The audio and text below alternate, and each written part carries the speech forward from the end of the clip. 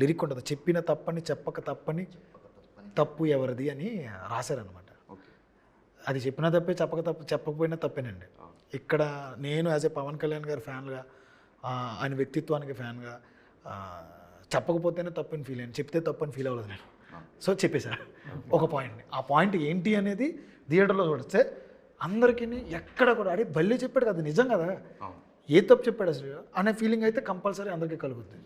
So ఎక్కడ ఏ విధంగా కూడా మీరు డిస్టర్బ్ అవ్వరు దానివల్ల. అది ఒక లేయర్, ఒక రీజన్, వీళ్ళందరికీ వీళ్ళ మధ్యన ఒక చిన్న డిస్టర్బెన్స్ రావడానికి ఒక రీజన్ అంతే.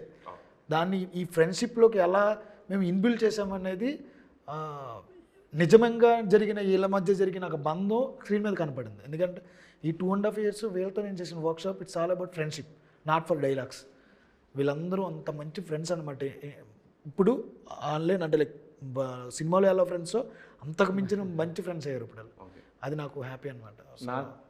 నాకు యాక్చువల్లీ అంటే ఈ పాయింట్ గురించి అంటే నాకు కలిగిన ఒపీనియన్ ఏంటంటే, ఈ సినిమా రిలీజ్ అయిన తర్వాత చాలా డిస్కషన్ అవుతుంది, ఏం జరుగుతుంది అసలు ఏం జరుగుతుంది అనేది నాకు ఓన్గా ఆ థాట్ వచ్చిందనమాట. జస్ట్ అయితే నాకు డిస్కషన్ అయితే ఖచ్చితంగా వస్తుంది, రావాలి ఏం జరుగుతుంది అనేది. మంచిది. అవి మా మాస్టర్ కూడా చేసిన సాంగ్స్ అన్నీ కూడా సింగిల్ కార్డ్ చేశారు. చాలా బాగా ట్రావెల్ అయ్యారు నాతో, నన్ను అర్థం చేసుకున్నారు. పాపం ఆయన్ని సడన్గా దింపేశాం మేము.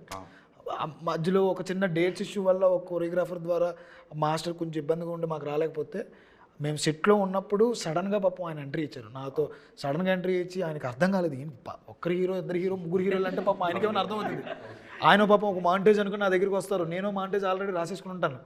అంటే మాస్టర్ లేకపోవడం వల్ల నేను కొన్ని మాంటేజ్ రాసుకుంటాం. ఆయన పాపం నన్ను అర్థం చేసుకుని నాకు తగ్గట్టు ఆయన మౌల్డ్ అయిపోయి మళ్ళీ ఆయన నాకు వచ్చి ప్రతి క్యారెక్టర్ గురించి అందరి దగ్గర అసలు నీ క్యారెక్టరైజేషన్ ఏంటి, నీ క్యారెక్టరైజేషన్ అంటే నా వీళ్ళతో ట్రావెల్ అవ్వడానికే పాపం ఆయనకి 4 days పట్టింది, ఈయన అసిస్టెంట్స్కి. మాస్టర్ వల్ల మా పాటలు చాలా అద్భుతంగా సినిమాటిక్గా ఎక్కడ లేకుండా చాలా నీట్గా న్యాచురల్గా తీశారనమాట.